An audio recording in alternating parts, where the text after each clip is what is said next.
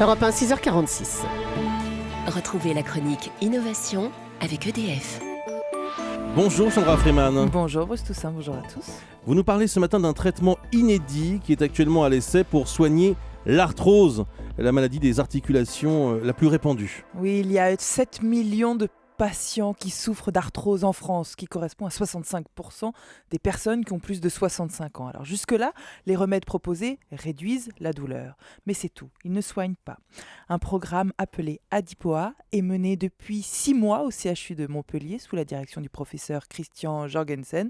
Il recourt à une nouvelle forme de thérapie cellulaire, le but étant de freiner l'usure du cartilage et peut-être même d'envisager de faire disparaître l'arthrose. Et de quoi est-il question exactement quand on parle de thérapie cellulaire ? Eh bien, on cherche à régénérer le cartilage en injectant directement dans les articulations des cellules souches qui sont, je le rappelle, des cellules capables de s'auto-renouveler, de se différencier en d'autres types de cellules et de proliférer en culture. Elles peuvent être en général soit issues de l'embryon, soit d'un tissu adulte. Et là, en l'occurrence, elles sont prélevées dans le tissu adipeux, c'est-à-dire la graisse, du patient et doivent ensuite être transformées. Pour cela, elles sont isolées, traitées, amplifiées et enfin contrôlées avant d'être réinjectées donc au niveau de l'articulation malade.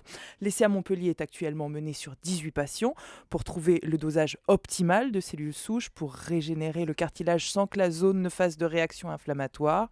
Les résultats seront publiés à la fin de l'année, mais selon le professeur Jorgensen, on peut déjà remarquer chez des patients une certaine amélioration. Et ce sera accessible prochainement ? Le cap, c'est 2016 a priori. Avant cela, une nouvelle série de tests va être menée pour comparer l'efficacité de cette méthode avec des traitements conventionnels.